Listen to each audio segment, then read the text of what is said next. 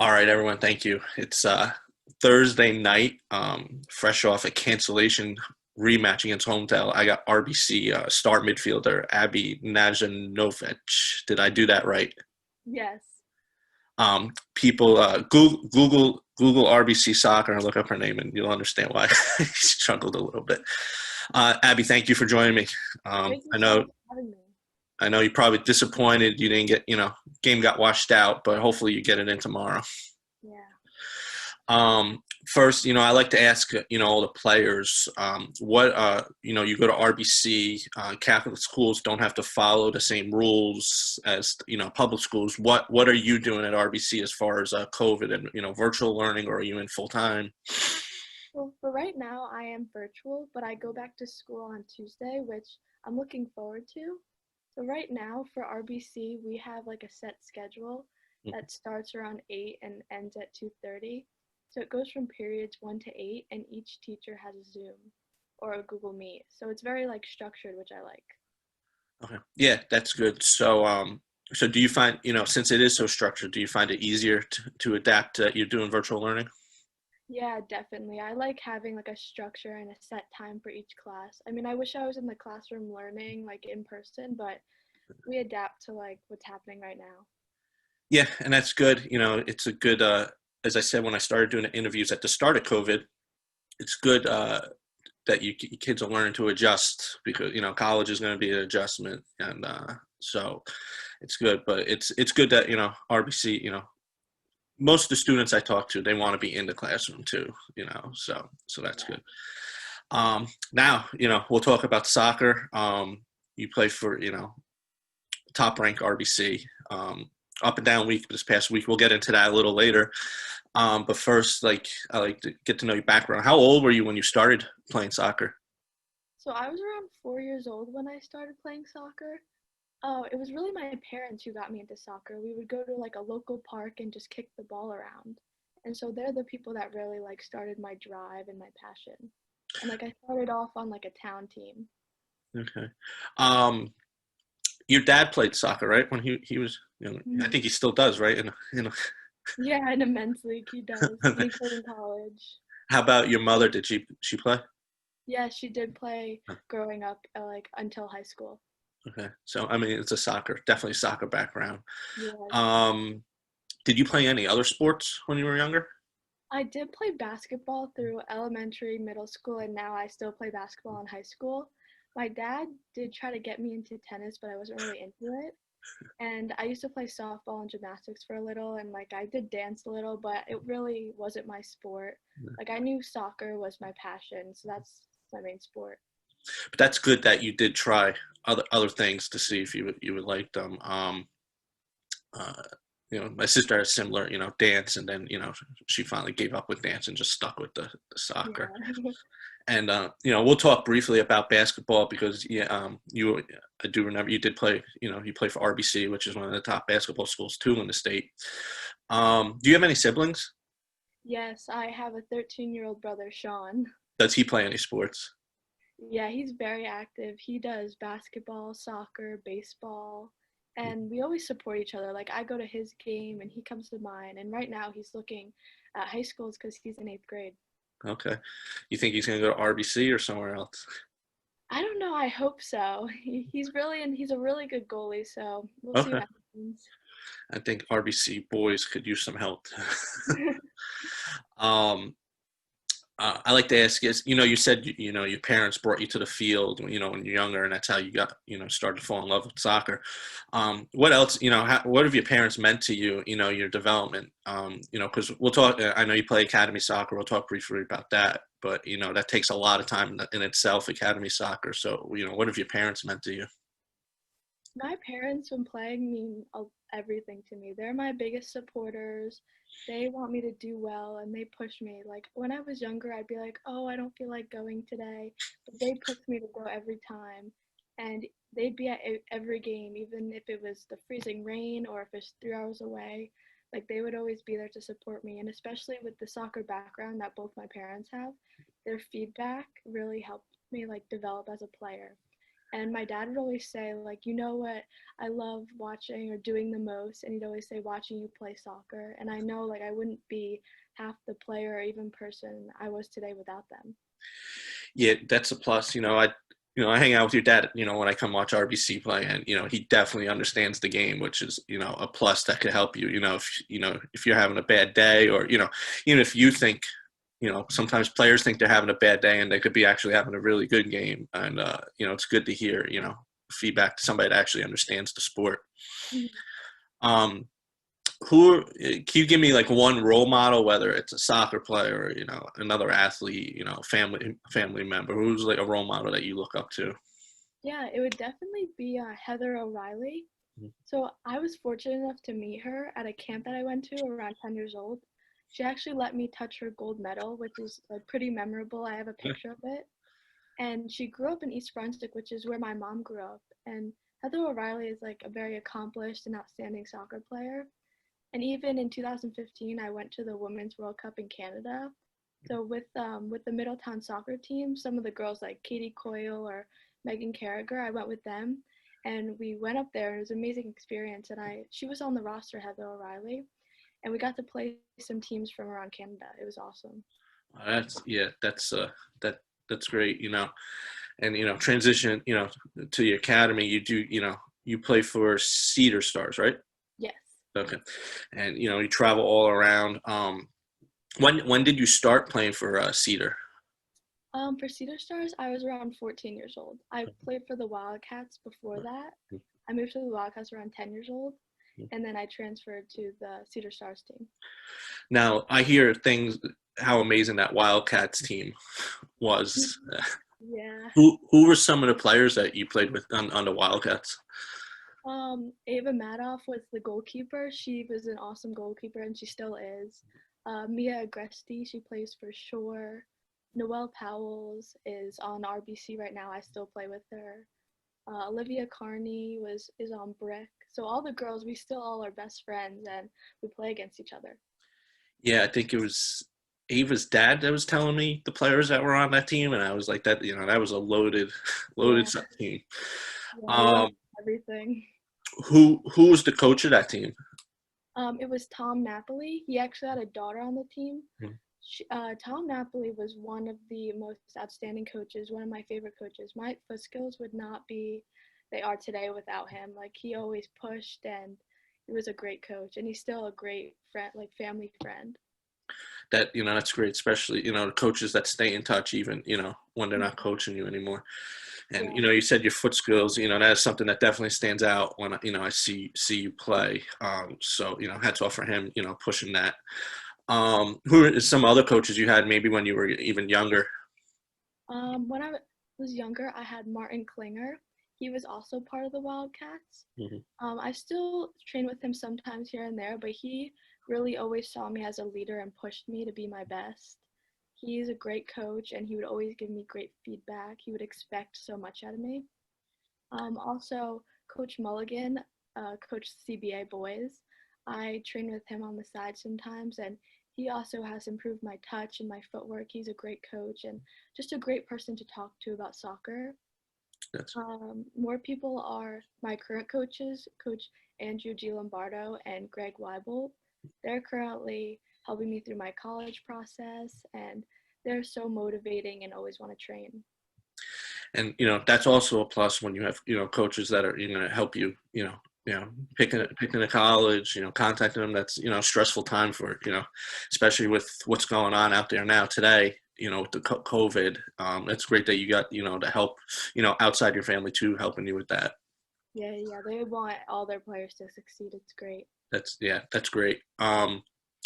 Transition into high school. You go to RBC. What made your family pick private school over public school? Oh, first, it's more like the education aspect. Hmm. I knew, like, I've talked to a lot of people and they said the education is great. I really heard nothing but good things about it and about the teachers. And I also heard they really prepare for college and even life after that. And then another aspect of it is the sports, the all like the teams, and it's really competitive. I just wanted to go to a top program where it would be competitive. and there's also kids from all over. So I just wanted to meet new people, and most of my best friends are from the school now. Yeah, and RBC definitely draws from I mean, you got Mhm. kids from Barnegat, they draw, and which is tells you how competitive their sports program is, and how good a school it is. When you were entering high school, you're going in your freshman year. What were some goals you set for yourself that you wanted to achieve over your career? Playing soccer at RBC.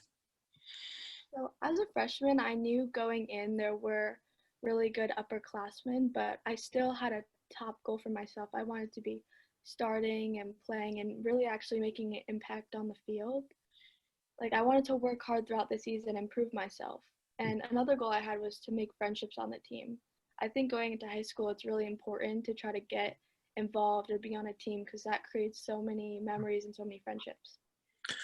Um, you speak about making friendships.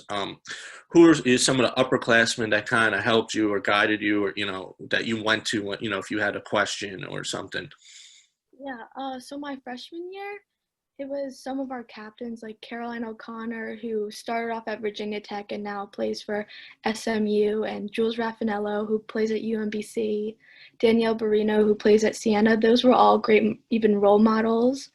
But the top one would probably be Abby George. She plays lacrosse right now at Coastal Carolina, but she kind of took me under her wing. Like she drove me to practice, and whenever I really needed anything, she'd be there for me. And last year we had Paige Theobald and Reagan Powells. Paige plays at St. Francis University, and Reagan goes to Cornell and plays. I grew up with both of them, so I had a really strong connection, and all of us just knew each other like inside and out, even on the field. And I would go to them, and I had a close bond with them. It was great. And that's also an advantage when you know them, prior to school, going into school, which, especially if you know them on the field, like you said, you played with Noel, you could see that chemistry, with you Yeah. two. Going into your sophomore year, your last season, what was something you were looking to improve on, from your freshman year? Something to improve on would be probably being more of like vocal and having more of an impact on the field. I wanted to, I was a freshman, so I probably like didn't do as much or I wasn't as talkative. So I wanted to be more held accountable for my actions and I wanted to do better. Especially, being a freshman coming into such a successful program too, I could see, not wanting to overstep, because, you got your leaders that have been there the 4 years. Now, last year, you guys had a very successful season. Talk a little, how it felt winning the Shore Conference tournament, beating Toms River North, they beat you the year before, right, in the Shore Conference? Yes. All right, so, you guys get the revenge, and how to feel, winning the Shore Conference title. It was an awesome feeling. It was actually like a memory that I will never forget. Just the energy leading up to the game, and even before we went on the field, like after we warmed up a little, we had a dance party just to get hype and just to like we felt all the energy between all the players. All of us were so ready for the game, and we wanted to win, but more importantly, we wanted to win for each other. All of us had such a close bond. Another game I wanted to bring up, the game before that, Middletown South, which was actually the only time I got to see RBC play. You guys lost to them or tied them earlier in the year, right? I think you lost in overtime earlier in the year. So you guys were able to, revenge that game, especially in the Shore Conference tournament. It doesn't get much bigger than that. What was like the game plan, or what did Coach Lawrence, say to you girls, going into that game?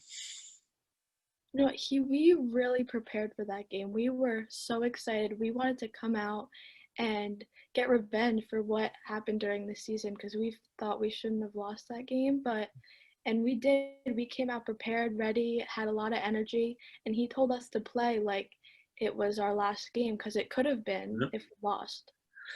Yeah, I mean, that's a good mindset. I thought you guys pretty much dominated, the possession game. Morgan had both goals, right? I think Morgan had both goals. I think. The last game, you guys had a nice run in states. You end up losing to Pingree, who's always a state powerhouse. Can you talk a little bit about that Pingree game? Yes. So it was a tough game for us. We went to their field and they had a student section that was enormous. So I think that kind of played a little into it. And I think overall we just weren't playing together and the outcome showed. It was a hard loss on all of us. So I mean, if we ever have a chance to play them again while I'm there, like we'll definitely be ready and come out more on our toes. Yeah. Transition off that statement to this year, don't know what the postseason. I heard the groups came out, but I don't know who's in what group. If you guys would be in the Pingree group again, or they kind of broke them down a little more.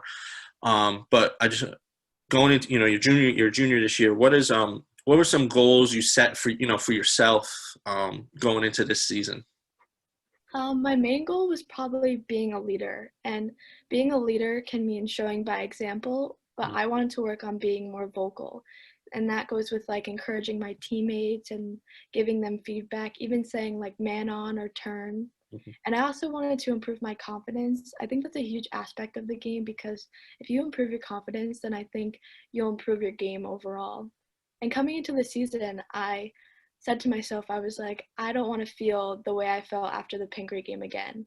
And so I really want to improve my attacking towards the goal. I want to work with the midfield overall and obviously like my quickness and my foot skills. Um, what what are goals that the team set? I mean, it's tough this year because no short tournament, and we don't know what states or regionals or whatever they're calling it, sectionals this year. What was they'll enter into season when you guys found out the season was going to be a go? What were some goals the team set? Um, Well, we really want to be division champs. And going into the season, I mean, we didn't really know short conference if it was going to be a thing or not. So we wanted to win it again. But unfortunately, I don't think it's going to be a thing. But we're definitely going to come into stage prepared and ready. And we really want to work hard to achieve and win states. um, Coach Lawrence, he doesn't shy away from competition, which you play basketball at RBC. The top teams in basketball, they always want to play the top teams in the state. That's how you get ready for states. And you could just tell by, you guys had a little rough start to the season with your first 4 division games being postponed or canceled because of COVID. And, he found the best teams in the state to fill in those gaps. What do you think, that mindset of playing the best in the state? You guys had 2 big wins last week against Bridgewater, Raritan, and DePaul, both ranked in the state. So how do you, feel, being at RBC, getting the opportunity to play in the best teams too in the area? Yeah, I thought that was a great decision by Coach Lawrence. Beating them, it really boosted our confidence and it honestly showed us what we need to work on and what we did well. I mean, there were points during the game where all of us like were getting a little frustrated, but ultimately we pulled it out and we worked it out together as a team. Yeah, I didn't see the DePaul game, but the Bridgewater game, up until like the last 10 minutes, you guys, just complete dominated the possession. You had a bunch of shots. It just wasn't going in until Audrey scored, right? I think that game. Yeah, Aubrey. Aubrey. Um, so talk about how is it playing for Coach Lawrence? He has the college background. He was very successful at Brookdale. How is it playing for Coach Lawrence? Yeah, I think he's a great coach. He's obviously very successful, and I think he cares about all of his players.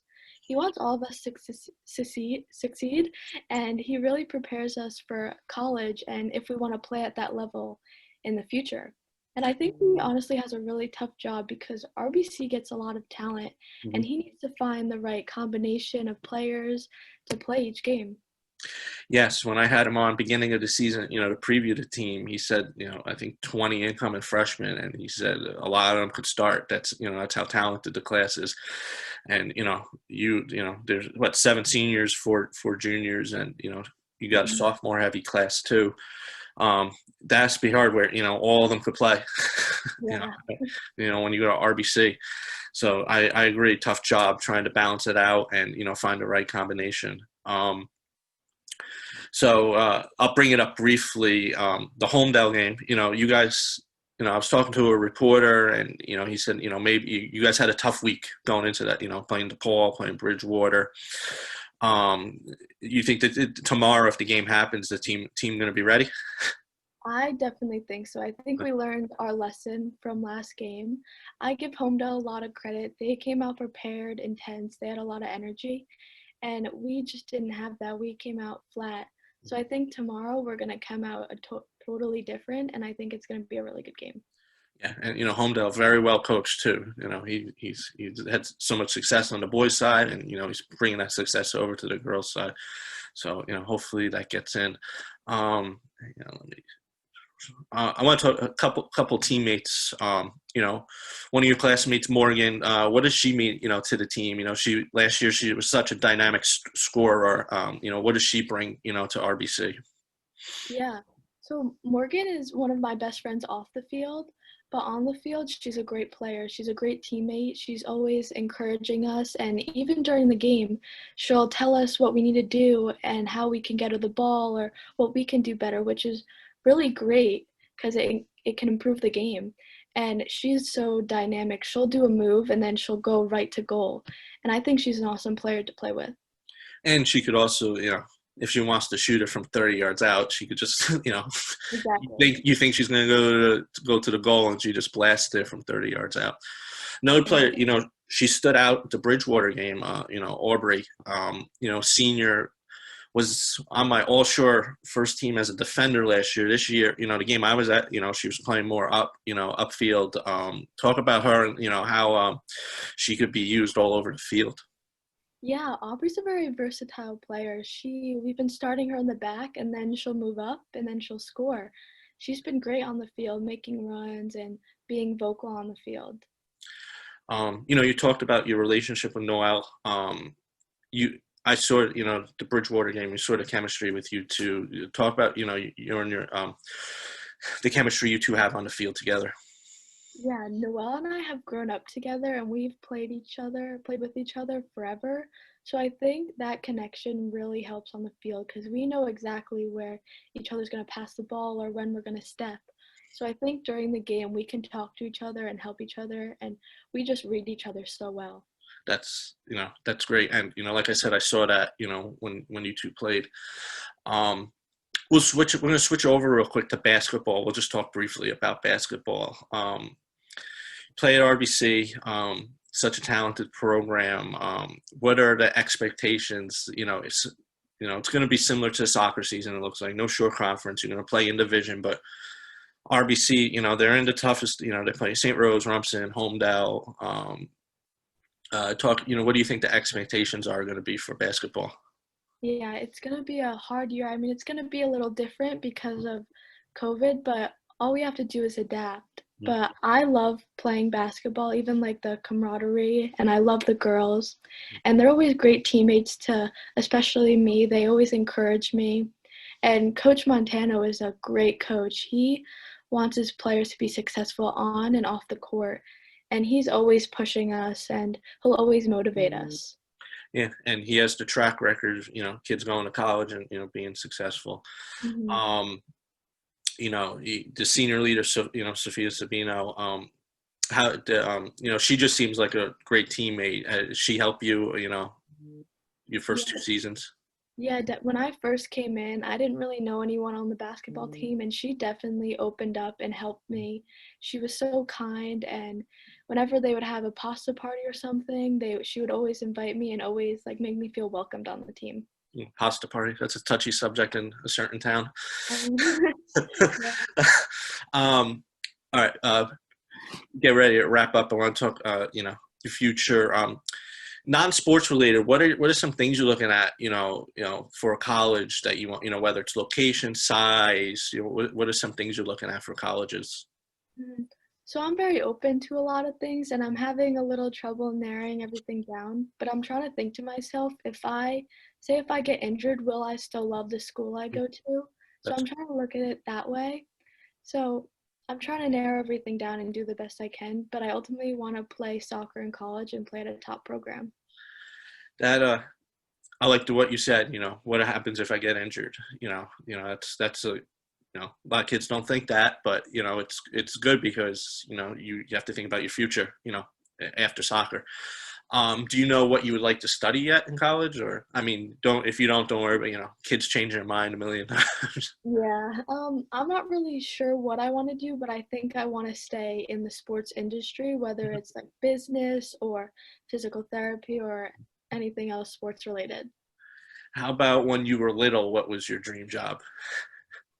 Definitely a professional soccer player. Okay. I think most people, like little girls, they want to be a professional soccer player. I always think about being on the national team and winning a World Cup. So yeah. That's I would agree with that. Every kid's dream. Mhm. Um, last question. What I like to ask this: what advice would you give your younger self? Could be anything. Could be sports related, school related, anything. Some advice I would give is to really enjoy what you're doing. If you don't love what you're doing, then really why are you doing it? Like, and for anyone playing, you should have a passion for it and be dedicated.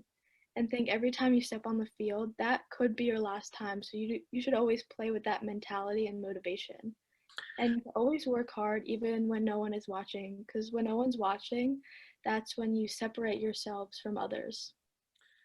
That's great advice, especially with COVID, the beginning, everybody you were forced to work by yourself, and that's when you can find that you find a lot about yourself. Where you got the passion, to do it on your own, which is great.